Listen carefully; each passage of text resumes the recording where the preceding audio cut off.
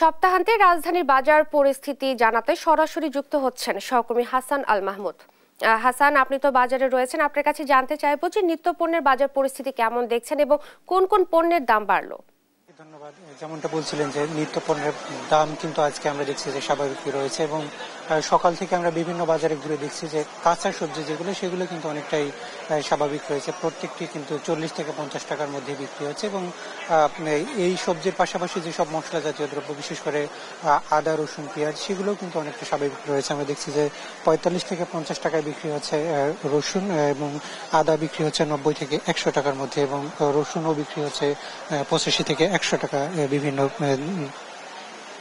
প্রকারভেদে। এছাড়া আপনারা জানি যে কয়েকদিন পরে আসলে ঈদুল আজহার যে একটি প্রভাব রয়েছে মশলার বাজারে, সেটি কিন্তু কিছুটা পড়তে শুরু করেছে, যদিও গত বছরের তুলনায় সেটি কিন্তু অনেকটাই স্বাভাবিক এবং আমরা দেখতে পাচ্ছি যে গত বছর কিন্তু 1200 থেকে 1300 টাকা কিংবা 1400 টাকা পর্যন্ত জিরার কেজি উঠেছিল, সেটি কিন্তু আজকে আমরা দেখছি এখন পর্যন্ত 800 থেকে এর মধ্যে কিন্তু 700 থেকে 800 টাকার মধ্যেই সীমাবদ্ধ হয়ে রয়েছে। এছাড়া অন্যান্য মশলা বাজারও কিন্তু অনেকটা স্বাভাবিক রয়েছে এবং চালের বাজার যদি একটু বলি, সেটি কিন্তু গত সপ্তাহের তুলনায় কিছুটা বেড়েছে, তবে সেটি খুব বেশি আসলে বেড়েনি, হয়তো 50 কেজিতে 40 টাকা 30 টাকা পর্যন্ত বেড়েছে, সেটি কিন্তু অনেকটা স্বাভাবিক হয়েছে। এবং বিশেষ করে আলুর বাজারটা কিন্তু আমরা দেখছিলাম গত সপ্তাহে কিন্তু 20 টাকা কেজি ছিল, সেটি কিন্তু আজকে 16 থেকে 17 টাকার মধ্যে সীমাবদ্ধ রয়েছে, এমনটা কিন্তু আমরা দেখতে পাচ্ছি। এবং অন্যান্য বাজারও কিন্তু অনেকটা স্বাভাবিক রয়েছে, বিশেষ করে মাছ মাংস সেটিও কিন্তু আমরা দেখতে পাচ্ছি যে স্বাভাবিক রয়েছে। এবং আমরা লাল মুরগি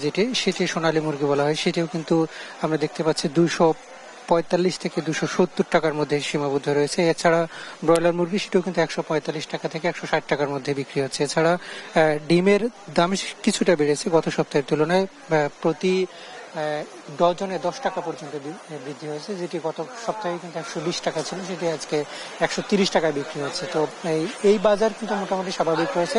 এছাড়া সবজির অন্যান্য বাজারগুলো কিন্তু অনেকটা স্বাভাবিক রয়েছে। এটি যদি অব্যাহত থাকে, সাধারণ মানুষ মনে করছেন এটি তাদের জন্য নিঃসন্দেহে স্বস্তির বাজার হিসেবেই মনে হচ্ছে। তো এই ছিল আমার কাছে এখান থেকে সর্বশেষ পরিস্থিতি।